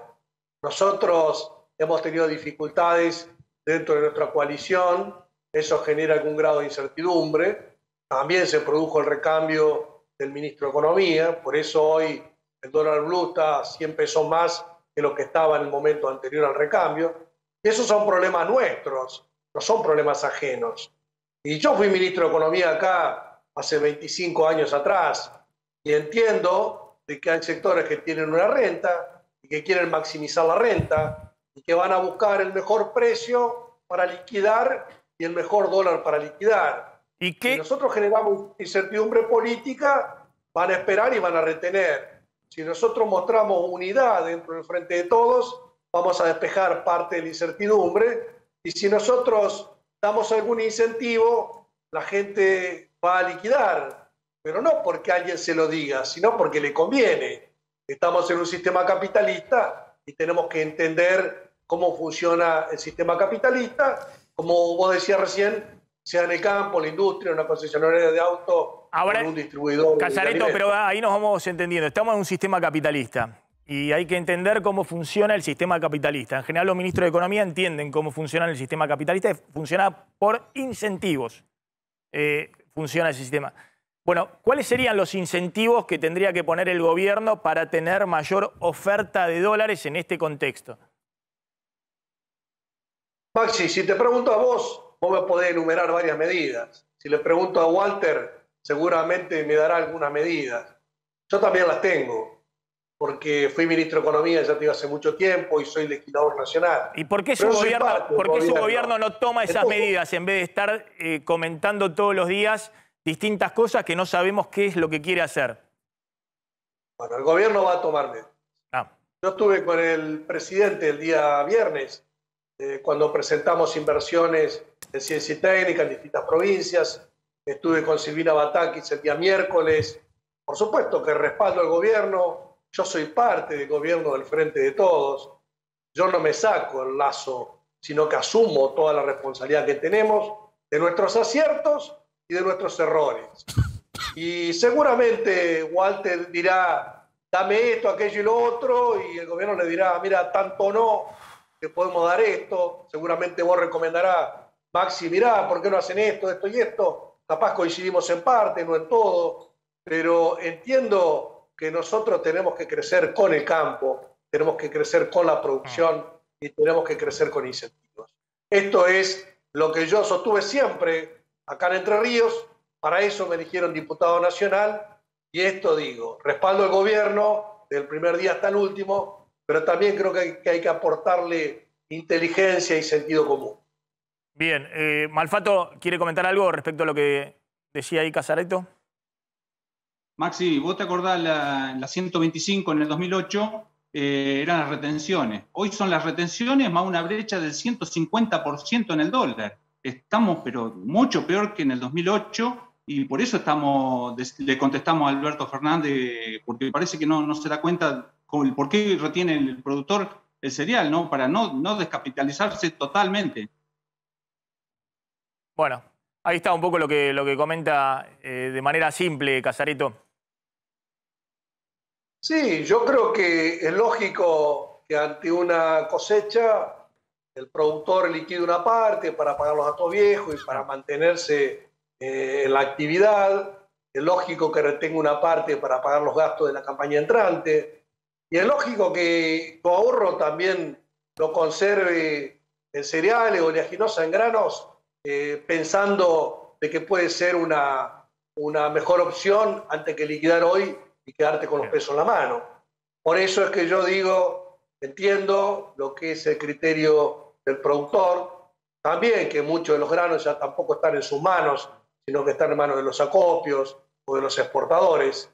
O sea que hay que entender un poco la complejidad que a veces no se entiende desde Buenos Aires o de los grandes centros urbanos. Bien. Pero yo sí lo entiendo, porque soy de Entre Ríos y entiendo la realidad de la provincia de Santa Fe, de Córdoba, del interior de la provincia de Buenos Aires. Es difícil a veces pelear o discutir cuando algunos solamente conocen la renta financiera, nosotros apostamos a la producción, o cuando alguno entiende solamente renta petrolera o minera o pesquera y no entiende que el corazón productivo del país está en la región central de la Argentina. Bien. Así que nosotros tenemos que defender a nuestros productores, tenemos que defender la renta agropecuaria, que es la que le da vida a nuestros pueblos, al comercio y demás. Bien. Ojo, poniendo límites, Maxi, porque tampoco es, mirá, es pedir y que nosotros vamos a ir detrás de lo que cada uno pide, pero lo que yo sí voy a contemplar siempre en mis decisiones es entender cómo funciona el campo argentino y las medidas que tenemos que tomar. Bien, Casareto, gracias, muy amable, gracias Walter Malfato, ahí estaba el secretario de la Comisión de Presupuesto, que es del Frente de Todos, evidentemente sí. También hay dentro del Frente de Todos distintas posiciones, como hemos visto durante todo este tiempo. Es uno de los diputados que fue más fiel a Alberto Fernández en esta última etapa, ¿no? Es el que mejor expresa quizás el pensamiento de Alberto. Bueno, ese es el pensamiento de Alberto hoy, no el que tenía el viernes, digamos, porque el viernes decía algo distinto. Por eso insisto, quizás el del viernes era más todos saben qué piensa Cristina. Lo que no está claro qué quiere hacer o puede hacer Alberto Fernández. Porque Cristina está claro, es transparente en lo que piensa, lo dice abiertamente. Se mantuvo ahora en silencio, que va a cambiar en 2 semanas, en 3 semanas va a cambiar lo que viene diciendo hace años y que reiteró hasta el hartazgo antes de que se vaya Guzmán. No cambió Cristina. Cristina piensa exactamente lo mismo. Y además, en general, no es que tiene mucha plasticidad respecto a la coyuntura, lo hemos visto, digamos, ¿no? También en su segundo mandato y cómo se pelearon con ella economistas que hicieron una autocrítica, digamos, de ese cambio de coyuntura. Uno era Culfas, otro era Álvarez Agis, digamos, distintos economistas que han pasado en la órbita del kirchnerismo, y el propio Guzmán, con el cual Cristina hablaba al inicio de la gestión de Alberto Fernández, pero muy asiduamente. Decime, están bajando el dólar contado con liquidación y también está bajando el blue acomodándose por debajo del dólar financiero. Bueno, mira, por primera vez en una semana tenemos a los dólares alternativos yendo para abajo y fuerte, sobre todo en el caso del dólar blue, está a 317 pesos, marca una caída de 21 pesos respecto del viernes, había cerrado 338 pesos, hoy había arrancado para arriba el mercado, digamos, los dólares estos alternativos, ahora está hacia abajo, el contado con liqui 321 pesos, son 9 pesos menos y el llamado dólar bolsa también está en 315, 314 pesos, también marcando una baja de 9, 10 pesos respecto del viernes. Un mercado que yo me pregunté si esto no obedecía a que... No, bueno, los dólares financieros hubo una medida la semana pasada que pasó desapercibida, pero era una medida que tiene efectos sobre la oferta de dólares financieros, que era la medida de ponerle un tope a la tenencia en CDR que pueden tener las empresas para hacer en sus cuentas en el exterior, un tope de $100.000. Entonces no podés seguir comprando en ese mercado y muchas estaban sobreestoqueadas de dólares en esas cuentas. Entonces están vendiendo en el contado con liquidación inverso y están generando una oferta. Lo mismo en el dólar MEP. Eso era esperable, digamos, pero bueno, y se está acomodando, que eso es muy importante, el dólar blue por debajo de eso, porque si el dólar blue está por encima de esos dólares financieros, que te están corriendo el minorista, que está buscando salir del depósito en peso y ir corriendo. Y se está acomodando por debajo de ese dólar financiero. Obviamente son medidas donde vos acomodás en el corto plazo. Hace falta cosa de fondo. Claro, yo le pregunté, viste, en un par de cuevas a ver cómo venía la operatoria a propósito de esto, de Diturbio, vamos a mandar a la policía. Sí. No, normalmente, digamos, me refieren que, tal como había pasado la semana pasada, hay una oferta interesante de dólares, de gente que vende dólares, tanto minoristas que tienen en el canuto y salen a venderlo porque ven un precio a esos valores. Como los turistas extranjeros que nada, abastecen el mercado. Ahora, la semana pasada sucedía lo mismo y la cotización iba para arriba. No, hoy, y además por eso decimos, la tasa de interés la tienen que subir, porque no puede ser que lo que decimos del plazo fijo es imposible, digamos, que se mantenga ese esquema. Ahora, también es cierto que el dólar a 300 es un dólar donde... Si vos crees que pueden llegar a estabilizar y demás, es lo que pasó en octubre del 2020, vendés y te vas a bienes. Digamos que en dólares están baratos y que no van a estar baratos un mes más, digamos, porque van a subir de precio como vienen subiendo. Ahora, esa situación es una situación que sigue siendo insostenible. El dólar a 300 y el dólar oficial en 130, seguís en la situación de corrido. Obviamente... es mejor que esté desinflándose y que no siga en este momento para arriba. Yo te conté que en el Banco Central hay todo un debate interno de qué hacer con la tasa de interés. Pelle dice que no hay que mantenerse acá. Que no, lo que pasa es que tenés que subirla fuerte y si la subís fuerte es un impacto adicional sobre la economía real que ya está sufriendo. Está Hernán Lombardi porque comentamos que esta comunicación del bloque del Frente de Todos y de los partidos que integran el Frente de Todos fue muy fuerte respecto al golpismo de la oposición, entre otros factores de poder. Sí, si querés podemos repasar lo que pasó desde el viernes, porque esto es lo que hace que el Frente de Todos salga con esta declaración que habla de una acción sistemática de desestabilización. Tuvimos primero las declaraciones de Aldo Rico llamando a camaradas a movilizarse, primero. Después hubo un pedido por parte de la oposición de Juntos por el Cambio de una moción de censura al jefe de gabinete Juan Mansur. Esto fue el fin de semana. Recordamos que la Constitución prevé que el Congreso puede censurar, es decir, pedir un desplazamiento del jefe de gabinete. Y ahora se suma, en las últimas horas, un pedido de juicio político por parte de José Luis Espert y otros diputados de Juntos por el Cambio que están pidiendo directamente el juicio político. Recordamos, el juicio político termina con la destitución del presidente. José Luis Espert y diputados de Juntos por el Cambio piden el juicio político del presidente. Bueno, todo esto es lo que desemboca que ayer el Frente de Todos sacara este comunicado en el que repudia maniobras y expresiones de corte golpista. A ver, Lombardi, ¿qué tal? ¿Cómo anda? ¿Qué tal? ¿Cómo estás? Qué bueno escucharte, Maxi. Bueno, ¿cuál es su posición respecto a esto que dice el oficialismo? La oposición ha actuado y sigue actuando con una extrema responsabilidad, con una extrema celeridad, pone tranquilidad en este mar embravecido. Pero aparte esto no son palabras, son hechos. Cuando en marzo la Cámpora y Máximo Kirchner no le votaron en contra a la financiación del fondo, que hubiéramos sido un default en marzo, abril, la oposición y de los votos, no para el programa de Guzmán, que siempre nos pareció muy malo, sino para la refinanciación. Imaginémonos, ahora ustedes hablan permanentemente con el sector privado, si el nivel de cierre que tiene la economía actual por falta de insumos ya pone a buena parte del sector de la economía paralizados, imaginemos lo que hubiera pasado si se hubiera tenido mayoría la cámpora y el kirchnerismo, no hubiéramos pagado y se nos hubiera cortado totalmente los insumos importados. La Argentina estaría paralizada. Primer punto, actuamos con responsabilidad en ese voto. Segundo punto, en la calle, yo siempre digo, con la crisis actual, si no hay saqueos, es porque lo que hacen los saqueos están dentro del gobierno. En las zonas de declaraciones del otro día de Grabois, prácticamente amenazando con esa palabra, saqueos y sangre, son palabras muy delicadas de usar en Argentina. Ya tenés dos elementos claros. La oposición, por supuesto, marca que acá el gobierno no tiene plan y está paralizado, pero al mismo tiempo actúa con enorme responsabilidad y tratando que todo sea dentro de los marcos institucionales. Así que eso, al revés. Nosotros tenemos una enorme responsabilidad. Y la oposición pide una posición de censura, no es algunos diputados que estoy viendo el gráfico, que razonablemente ellos piensan eso, pero no es el conjunto de la oposición. A ver, una pregunta de Brenda, Pablo Vinocourt. Sí, no, digamos, claramente está marcando una diferencia, ¿no? Piensa distinto de este grupo, dice que solamente son algunos. ¿Lo han hablado al interior del espacio o no tenían idea de que esto iba a pasar?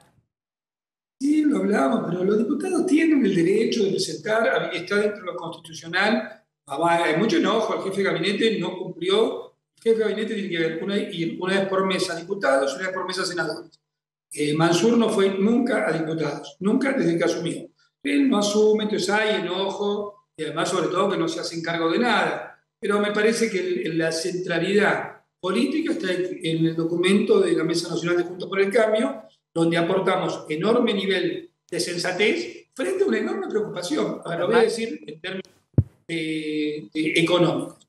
Si el gobierno no pone un plan de estabilización macroeconómica arriba de la mesa en las próximas semanas, todo se puede ir por la borda. Estamos ante un riesgo enorme, estamos en una inflación acelerada con el riesgo de espiralizarse. El tipo que vive un sueldo no llega a fin de mes, las pequeñas y medianas empresas y también las grandes están paralizadas y las jubilaciones están hechas trizas.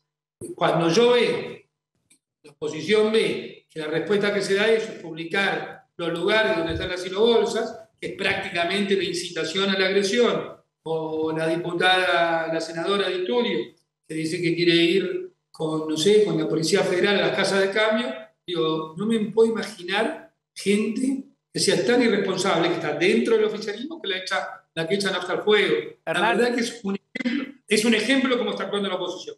Acaba de ingresar en la Cámara de Diputados un proyecto que dice: la Cámara de Diputados de la Nación resuelve promover el juicio político contra el señor presidente de la Nación, Alberto Fernández, por mal desempeño y por comisión de posibles delitos en el ejercicio de sus funciones. Lo que te quería preguntar, y esto lo firma José Luis Espert y algunos diputados de Juntos por el Cambio. ¿Vos apoyarías este proyecto, este pedido de juicio político al presidente Alberto Fernández? No me parece oportuno. A mí me parece que el presidente ha hecho una catástrofe, el presidente no gobierna hace mucho tiempo, el presidente construyó, yo lo vengo diciendo hace mucho tiempo, su propia irrelevancia. El presidente, al no respetar la palabra presidencial, al decirle al que cuando habla blanco, blanco, y cuando habla negro, negro, cambia de posición según con el que está hablando, recién lo decía Maxi, el presidente del viernes o el presidente del lunes, él construyó su propia irrelevancia. Ahora, la mejor solución es la mejor solución institucional. Es decir, yo soy claramente de los que piensan que las megacrisis políticas terminan jorobando al conjunto de la gente. Entiendo que hay gente que piensa diferente, pero hay que tratar de evitar una megacrisis. A ver, leo la última respecto a esta dinámica. Lombardi fue funcionario en el gobierno de la Rúa, después en el gobierno de Menem, o sea que ha visto, perdón, en el gobierno de Macri. O sea al psicólogo derecho, Maxi. ¿Entendió? Pero vio que hay sectores de Juntos por el Cambio que hoy lo reivindican y lo ven como un elogio, digamos. Lombardi es del PRO. Después Lombardi es del PRO a la radical, digamos. O sea que la década del 90 de Menem no la reivindican, pero hay otro sector del PRO a la menemista que la reivindican. No, pero digo, fueron momentos muy... decir, como decía Perón, lo importante es que somos todos macristas. Fue un momento muy complejo. Obviamente, sobre todo el 2001 de la Rúa.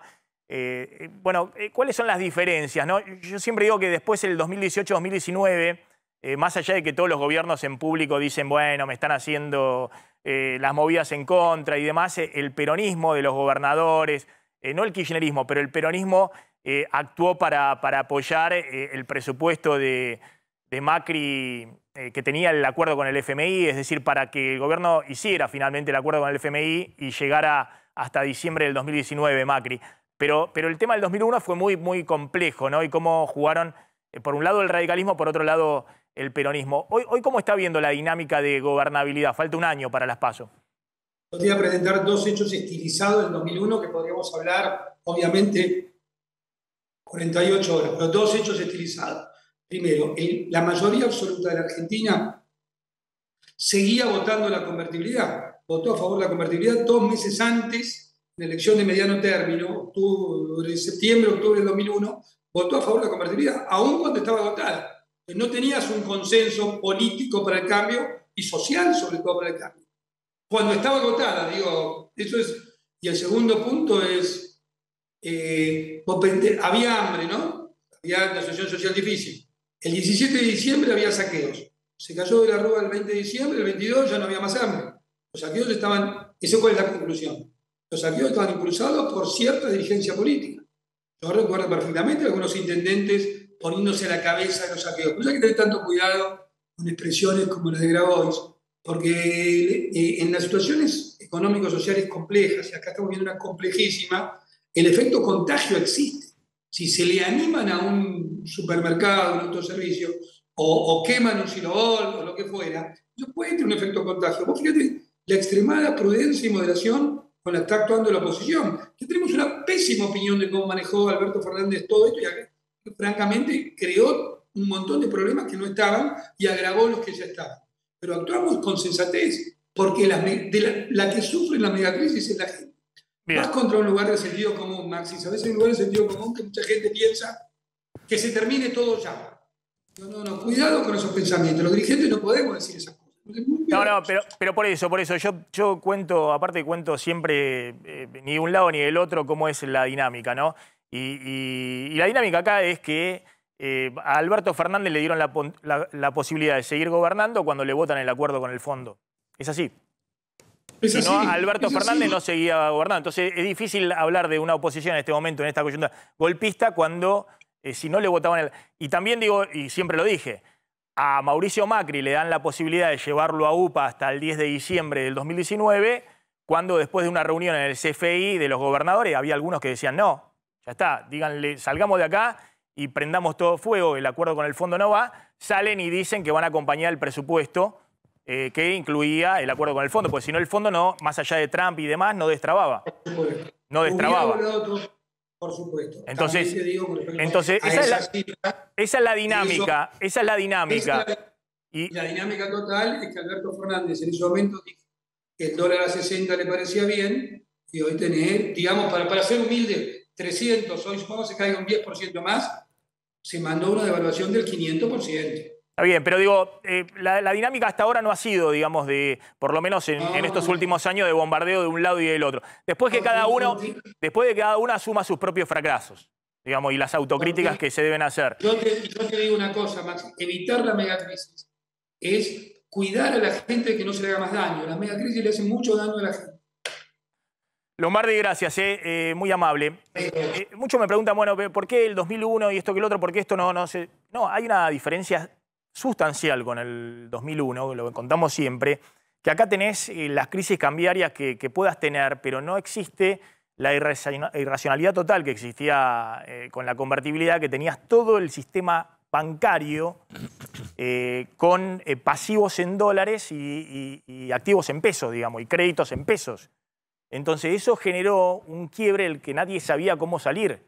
Y eso generó también que mucha gente, bueno, perdiera sus ahorros, que del otro lado mucha gente que había quedado también endeudada, también había créditos en dólares que no se especificaron y demás, es decir, pérdidas patrimoniales muy grandes, sobre todo de la clase media y de algunos sectores económicos. Algunos se beneficiaron y otros, una gran mayoría que se perjudicaron. Y esa quiebra del sistema financiero bancario es lo que generó un estallido total.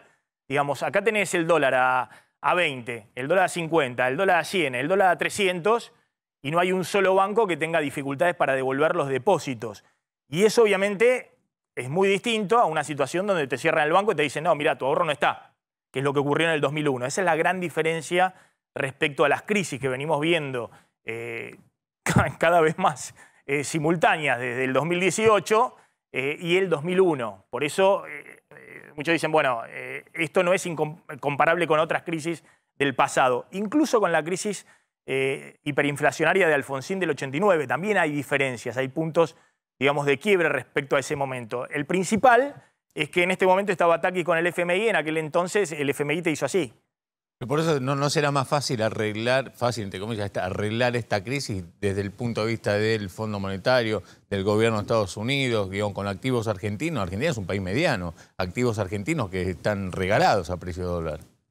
Hay una imagen que generó mucho impacto, pero que en general, digamos, suele ocurrir desde hace mucho tiempo, pero bueno, obviamente en situaciones delicadas genera todavía más impacto.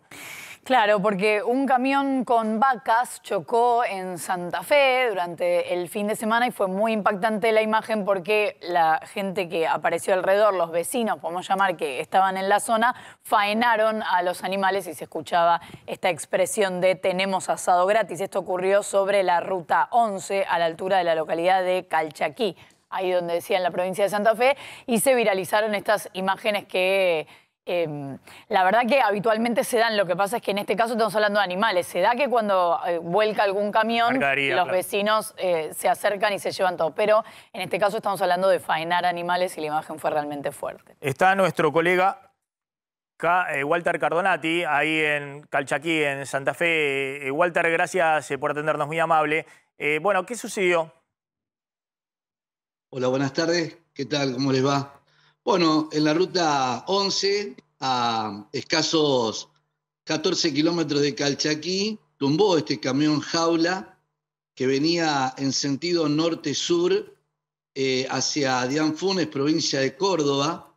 Gracias a Dios, el chofer y su acompañante resultaron ilesos y pudieron contar todo lo que había sucedido, ¿no?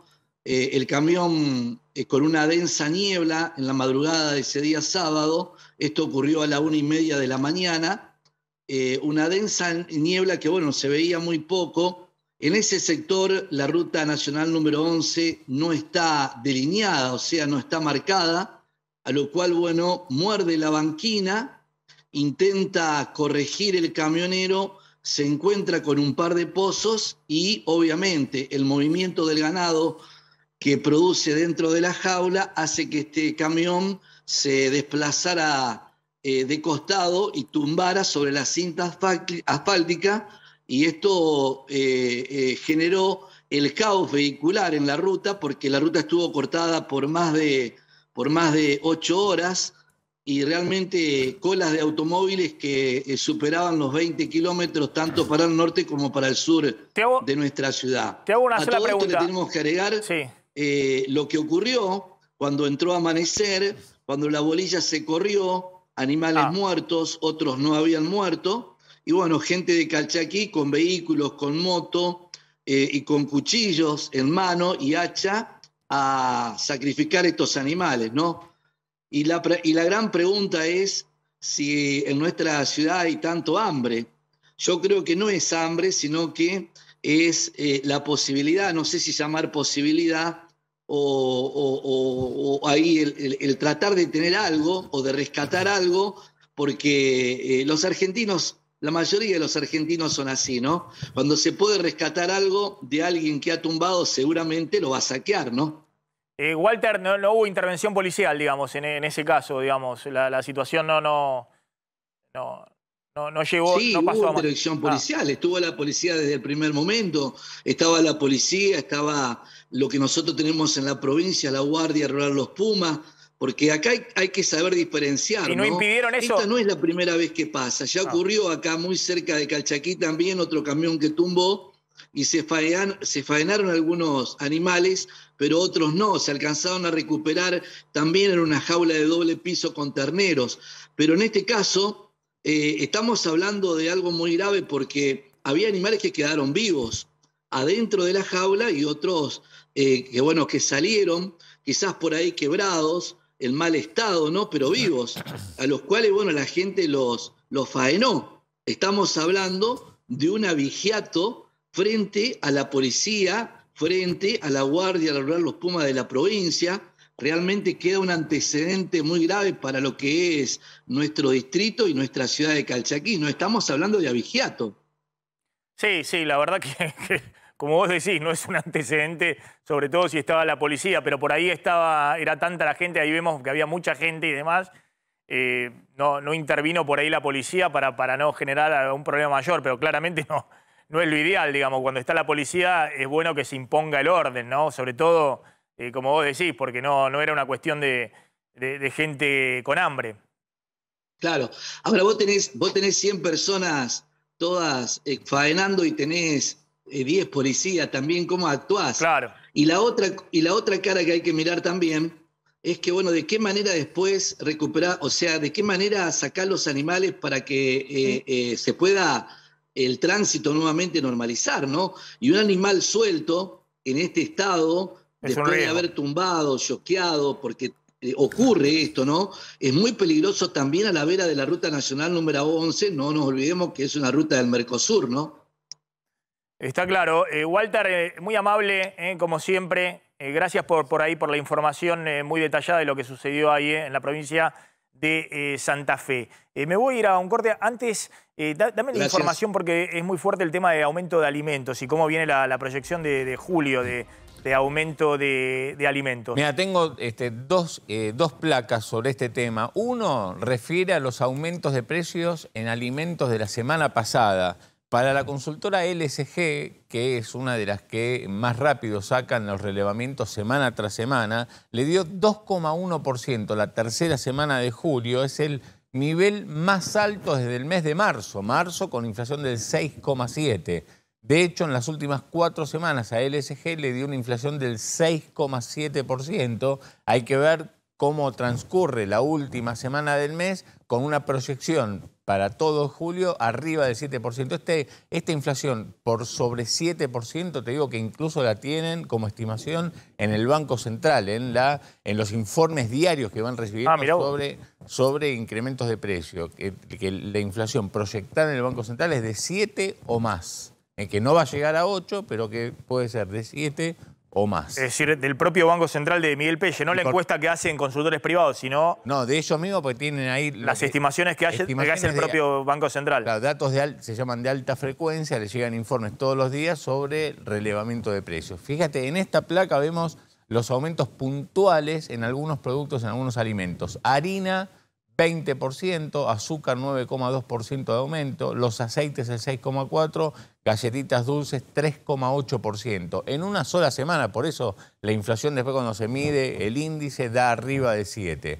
Fíjate qué dicen los supermercados. Los supermercadistas le mandaron, escuchá, un informe a la Secretaría de Comercio donde les dicen, primera quincena de julio, aumentos promedio de alimentos en los supermercados, 10%. O sea, vos fíjate, en 15 días, si esto se replicara en la segunda quincena, en alimentos tendrías 20%. Nadie dice que vaya a ser así, pero lo que sí dicen los supermercadistas es, nosotros tuvimos que aumentar 10% promedio los alimentos. Y desde las fábricas, la próxima placa, lo que manifiestan es que efectivamente hay incrementos que tienen que ver no con que una especulación de ellos, que va a decir, no la industria, sino con incrementos en los insumos que reciben, desde envases, nosotros contamos acá envases, las etiquetas, el cartón, el vidrio, las latas, que aumentan de precio y que por otro lado hay poco abastecimiento de esos insumos, con lo cual se da esta doble movimiento. Por un lado, aumentos muy fuertes de precios, por otro lado, faltantes o directamente desabastecimiento de algunos productos. Perfecto.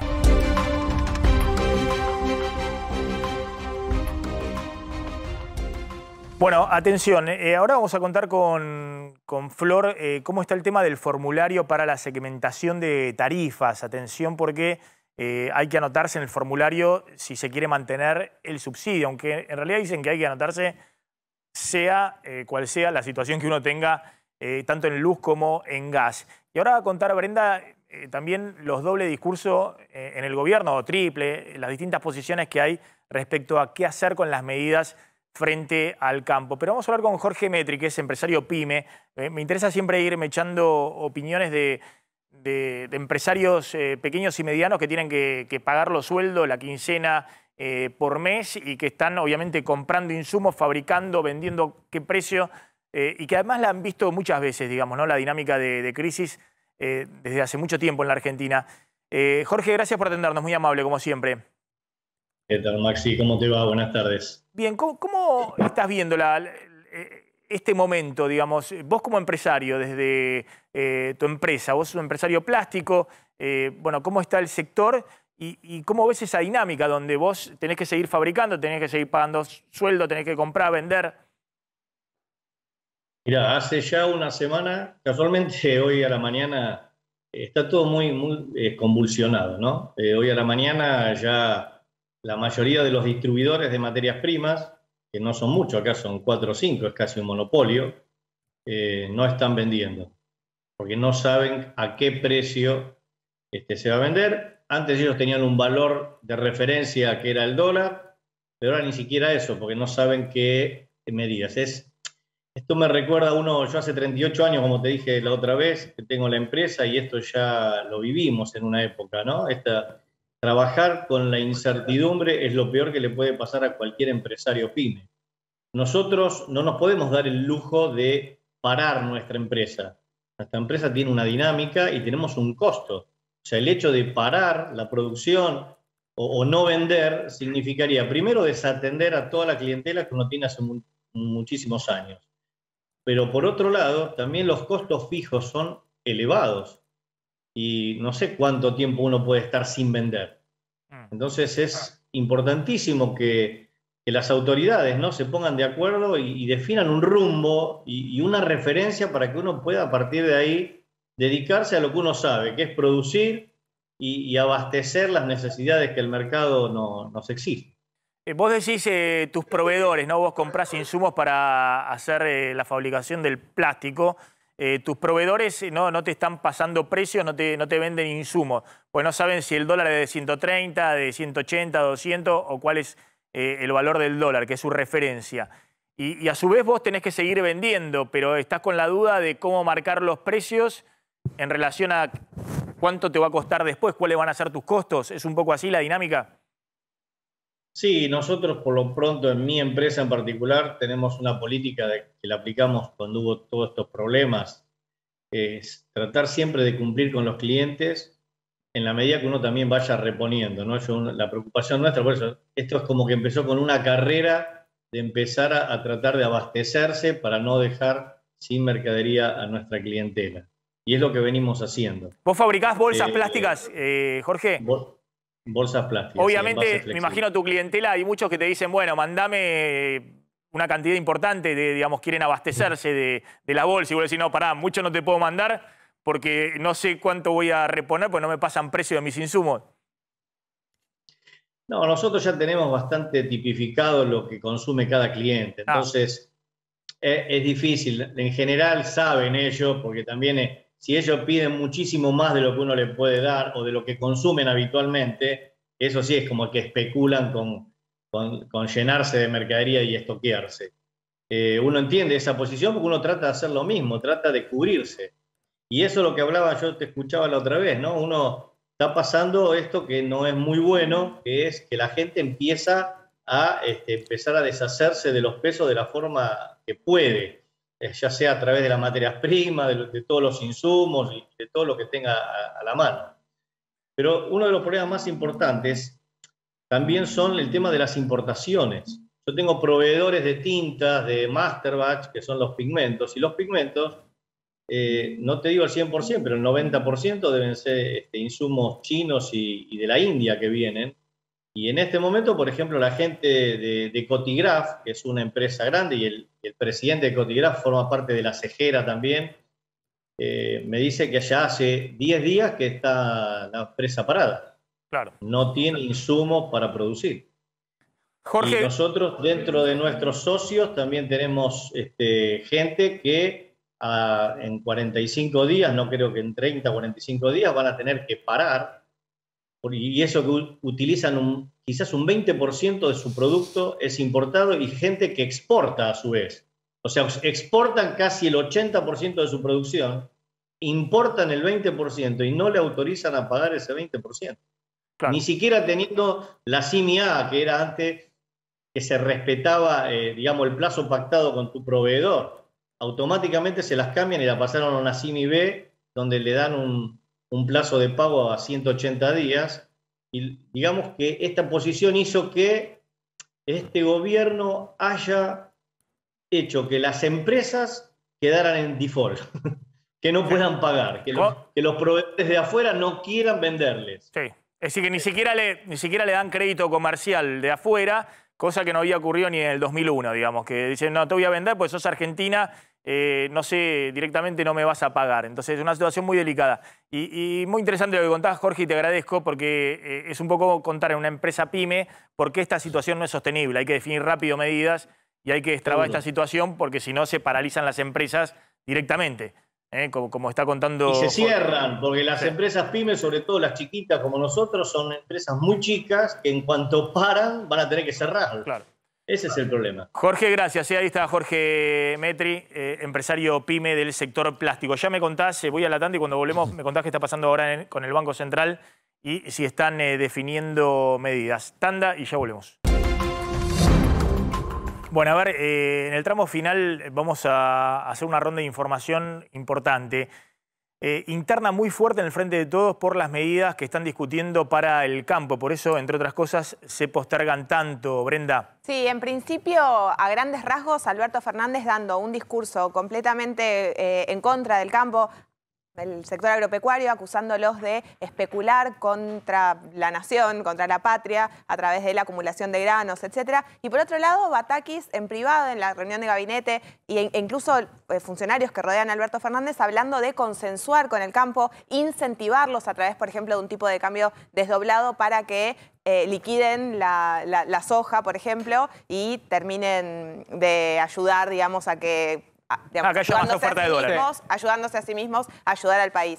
Eso por un lado. Y por otro lado, pequeña diferencia, después sigue Pablo, con el tema del desdoblamiento, ¿no? En los últimos días, la última semana, hubo diferencias porque algunos sectores del gobierno, por ahí vinculados con PESE, lo que planteaban era, si hacemos un desdoblamiento para un sector, después todo el resto de los sectores van a exigir un tipo de cambio diferenciado para ellos. Entonces, no podemos hacer esto porque se nos desmadra. Y por otro lado, cierto temor a imponer medidas o traer medidas que ayuden a pensar un poco en 2001, ¿no? Que recuerden a 2001 con tipos de cambio diferenciados. Sí. No, las experiencias de los 80, fundamentalmente, de tipo de cambio múltiples, terminaron siempre muy mal. No voy a meter en el tema técnico de qué pasaría si pones un dólar MEP para que entre parte de la cosecha, con qué peso lo compras. Emite el Banco Central peso a 300 cada dólar y después ¿qué hacen los que tenían esos pesos del otro lado? ¿Van a poner un plazo fijo o van a ir a correr? Es compleja la situación, pero lo que sí quiero contar es que vos mostrás ahí al ministro de Agricultura, Julián Domínguez, y tenía una propuesta, de reducción impositiva por una ventana de 30, 90 días o incluso hasta diciembre. Y lo que me dicen es que Cristina en su momento dijo que no a esa propuesta porque significaba una rebaja de retenciones temporaria para el sector agropecuario. Después, obviamente, la situación se agravó, esto es de principio de la semana pasada, y ahora están discutiendo a ver qué hacen, si tiene que ver con un plan integral o no. Sí, una de las propuestas fue bajar las retenciones temporariamente, otra desdoblar el tipo de cambio. Esto, una fue rechazada por Cristina Kirchner por una cuestión incluso de discurso, la otra por Miguel Ángel Pese, que viene teniendo posturas más cercanas al kirchnerismo. Y en los últimos días también habló Omar Perotti, que directamente, el gobernador de Santa Fe, una de las provincias más importantes del país, no comparto con el presidente sus expresiones, rechazando lo que Alberto Fernández había dicho el viernes respecto a cuánta plata estaban acumulando la gente del campo.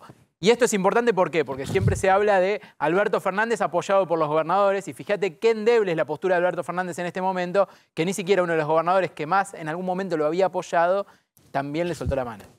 Tenés, Flor, el tema del formulario para la segmentación tarifaria. Sí, porque hasta mañana va a estar accesible este formulario para mantener subsidios de luz y gas. DNI terminados en 6, 7, 8 y 9, insisto, hasta mañana.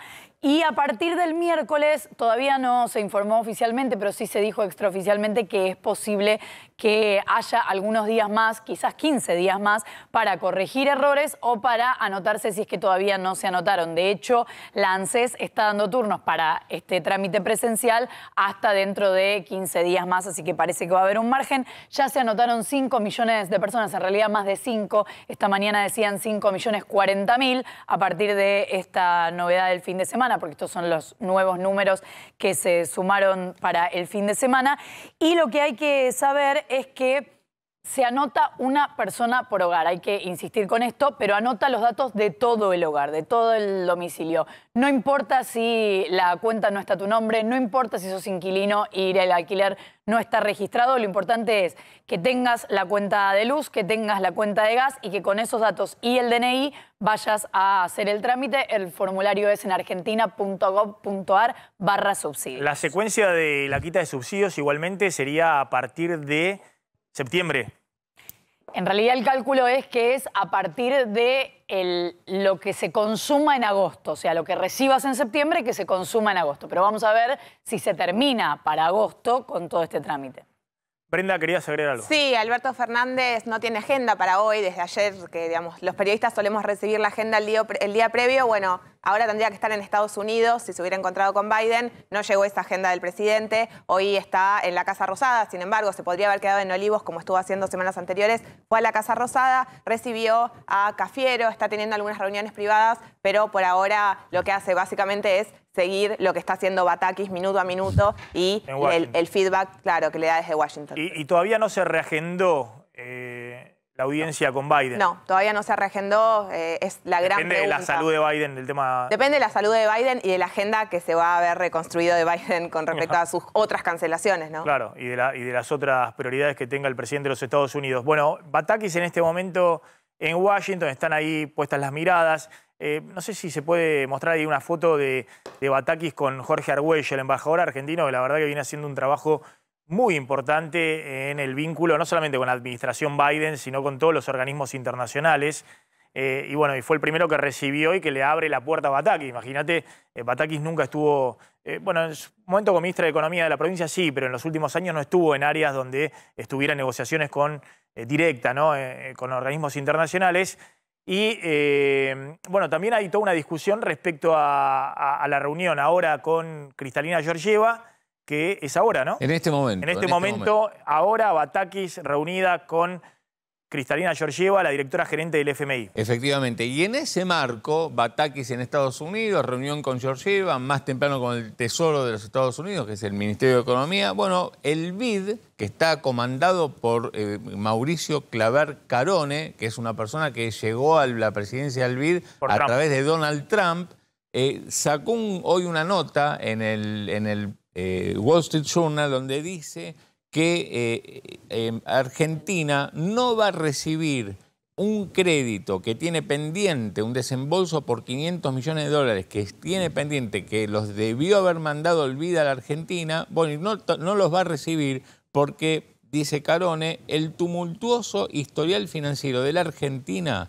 afecta singularmente a los costos del banco. El BID debe proteger su capacidad de ayudar en forma fiable a todos sus 26 prestatarios, con lo cual argumenta y defiende su decisión de no mandar estos 500 millones de dólares que Argentina, como acordó con el Fondo Monetario y cumplió con la meta con el Fondo Monetario, debió haber justamente girado.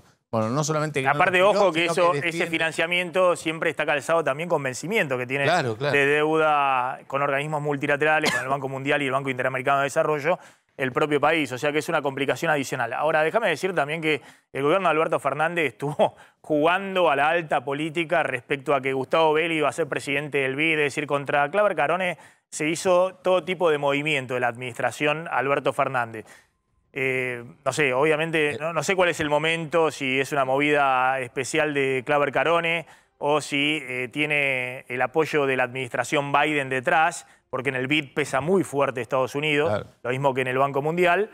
Pero bueno, la verdad que no es una buena noticia para la Argentina. Claro, el gobierno, el argumento que tienen es, este es un hombre de Trump y Trump ayudó a Macri, entonces van contra Alberto Fernández y Batakis, seguramente lo habrá hecho, le iba a reclamar justamente al Departamento del Tesoro que el BID envíe estos 500 millones. Porque ese tipo de cosas Biden podía llegar a destrabar. Son 500 millones ahora y 200 millones más en septiembre. Bien, ¿cómo cierra el dólar? Y ya está llegando Roberto Funes y Mariana Contartesi. El paralelo 319 pesos son 19 pesos menos que el viernes y el contado con liqui 321, 9 pesos menos que el viernes. Bien, gracias a la gente de Varonil que siempre me acompaña. Ay, ay, ay. Decís Varonil, nos acercamos nosotros. Ay, decís Varonil y ay, no puedo más, decís Varonil y ay, hola, más. Bueno. Es que a la gente le encanta cuando cambias de colores, cuando pasás del normal rosa de tu cara al fucsia furioso o al color magenta. Pero aparte así, tac.